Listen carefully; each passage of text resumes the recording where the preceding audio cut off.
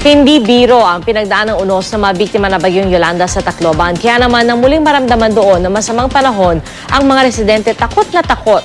Balitang hatid ni Jam Sesante.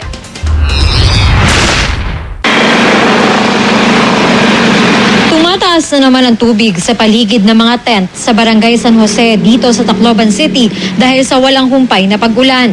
Kaya ang mga biktima ng bagyong Yolanda na naninirahan dito, balot ng kaba. Natatakot din po kami, naaalala pa rin po kasi namin yung bagyong Yolanda. Yung konting hangin lang po, natatakot na po kami. Ang mga nakatira naman sa tabing dagat, nakaalerto na sakaling lumakas ang alon. Ang mga bahay kasi nila ang unang napuruhan ng storm surge dulot ng bagyong Yolanda. Bagamat ipinagbawal na ng lokal na pamahalaan ng pagtayo ng bahay 40 metro mula sa shoreline, pansamantala muna silang hinahayaang manirahan doon habang hindi pa natatapos ang permanente nilang paglilipatan.